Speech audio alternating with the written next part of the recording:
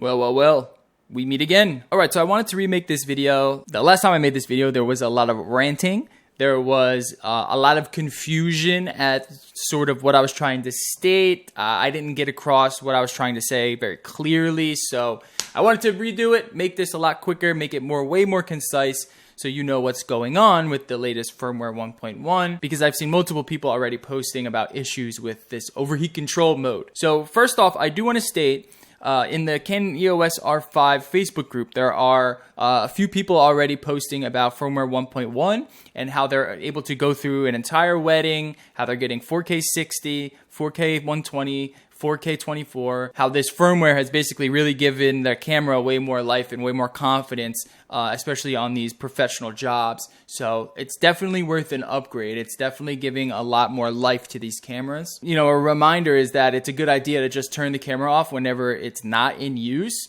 But still, even while you are, using it pretty heavily, you shouldn't have too much of an issue as long as you're not, doing super long form recording. And if you are doing super long form recording, you should just use an Atomos, because that's how you're going to be able to bypass all of that. So if you haven't updated or you're afraid to update, don't. Just throw it in there. It's a huge buff to the camera. And now also there's a lot more, you get a little bit more control over the overheating thanks to the ambient temperature sensor that they have. Now it is kind of a double-edged sword, because while you can cool the camera and get more recording time out of it or get faster recovery time from it, it also does play a bigger factor in your climate. So any hotter environment, it will play a bigger role into the performance of the camera than previously. So just be more mindful of that fact. So onto the issue with firmware 1.1, it comes down to the overheat control. So overheat control previously in firmware 1.0 was not available in the mode where you have the camera screen on as well as your external display. It just wouldn't allow you to choose this option. And I'm assuming they did it this way because of this very reason. Because as soon as you turn on overheat control, if you are in 4K HQ, the camera is actually outputting a 4K lower quality mode until you press record on the camera. So for anyone that's recording externally 4K HQ, you do not want to use overheat control. The only reason you would use overheat control is if you were recording both internally and externally, or as some other people have said, you're just using it to just monitor. Otherwise, just leave overheat control off, because then it's just going to throw the low quality 4K at you. And I've seen some people asking what constitutes standby mode in the camera. Basically, whenever it's not recording. So again, there's really no reason for anyone to be using overheat control when you're recording externally in 4K HQ. The warning that it states says, if overheat control is on, HDMI output in standby mode may differ from the recording quality settings.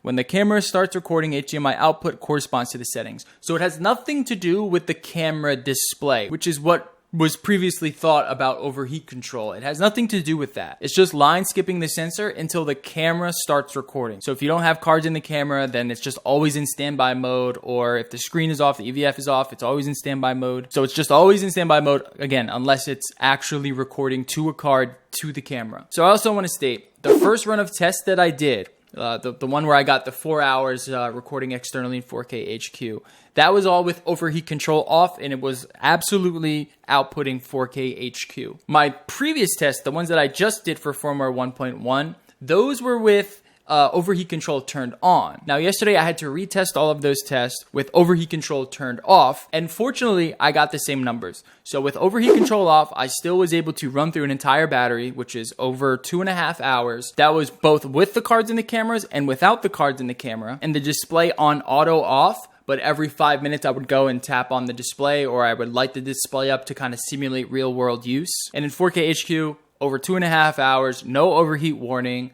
It was perfectly fine. So you still can get multiple hours of 4K HQ recording with overheat control off. However, when I did the test with the screen on the entire time, so the screen's on the entire time, there's no overheat control, their cards are not in the camera, and it's outputting 4K HQ, I only got an hour before the camera overheated. It is actually exactly an hour. So when you're outputting 4K HQ from the HDMI and the screen is on, you're going to be burning through that overheat timer. So just make sure you have the camera's screen set to turn off when you're not using the screen. And I've seen other people asking, what's up with the cards? Are the cards still the problem? I stated this in the last video, but the cards are not no longer an issue. They no longer factor into overheating as much as they did previously, or as much as it was theorized that they did previously. So if you're recording externally, don't worry about having cards in the camera or not in the camera.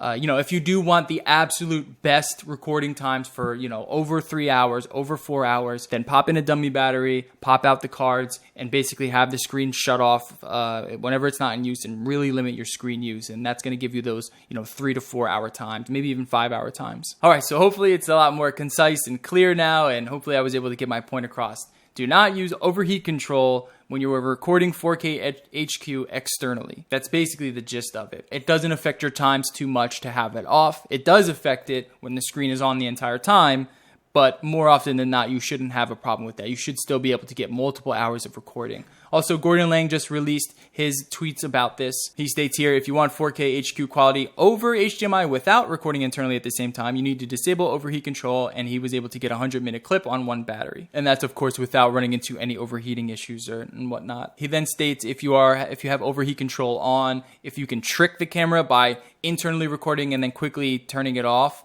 it does stay in 4K HQ, but basically until the camera screen turns off or the EVF turns off, then it goes back to the lower quality. So just don't use it. All right, so that's it. Hopefully that all makes sense. Thank you all for watching. If you have any questions about this, leave them down below in the comments, and I'll do my best to try to get back to you. Also, head over to my Twitter at NoLifeDigital. That's where I keep everyone updated on all this stuff. And yeah, just stay tuned. All right, peace.